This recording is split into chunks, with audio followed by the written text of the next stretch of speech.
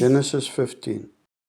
After these things the word of the Lord came to Abram in a vision, saying, Do not be afraid, Abram. I am your shield, your exceeding great reward. But Abram said, Lord God, what will you give me, seeing I go childless, and the heir of my house is Eliezer of Damascus? Now remember in Genesis 12 and in Genesis 13, when God blessed Abram, He said, and in you all the families of the earth shall be blessed. In other words, in you, in your seed. And also in Genesis 13, God said he must lift up his eyes, and he's given all this, a land, to you and your descendants forever. So now Abram is asking the Lord, where's my child? Then Abram said, Look, you have given me no offspring, no children, no heir. Indeed, one born in my house is my heir. And behold, the word of the Lord came to Abram, saying, This one, in other words, Eliezer, shall not be your heir, but one who will come from your own body shall be your heir. Then he brought him outside and said, Look now towards heaven, and count the stars, if you are able to number them. And he said to him, So shall your descendants be. And verse 6, listen how important this is. And he, that's Abram, believed the Lord, and he, the Lord, accounted it to Abram for righteousness. Remember in the garden, the Lord gave a command, but they didn't believe him because they disobeyed him. So here, faith is aligned to obedience, or to trusting the Lord, or believing the Lord. Verse 7.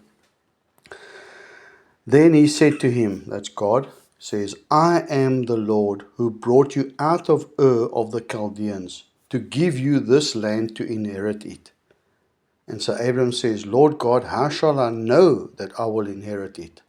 So God says to him, Bring me a 3-year-old heifer, a 3-year-old female goat, a 3-year-old ram, a turtle dove, and a young pigeon. Then he brought all these to God and cut them in two down the middle and placed each piece opposite the other. But he did not cut the birds in two. And then listen to verse 11. And when the vultures came down on the carcasses, Abram drove them away. So you see how the enemy will try and come and take away or attack that which God is busy doing in your life. And in this case, it was making a covenant, and that blood that was shed, that covenant that they were going to make, was going to be an everlasting covenant, and the enemy wanted to cut it at the source. Verse 12. Now when the sun was going down, a deep sleep fell upon Abram, and behold, horror and great darkness fell upon him. Then he said to Abram, Know certainly that your descendants will be strangers in a land that is not theirs, and will serve them, and they will inflict them 400 years. So here immediately, God is making the covenant, but God is also telling him, you are going to go into captivity, into slavery. Not initially, but you will be there 400 years in captivity. And also the nation whom they serve I will judge.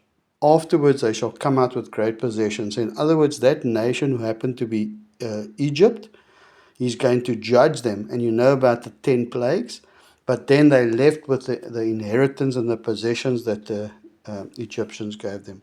Now as for you, you shall go to your fathers in peace. In other words, you're going to die, but you'll go to your fathers in peace, and you shall be buried at a good old age.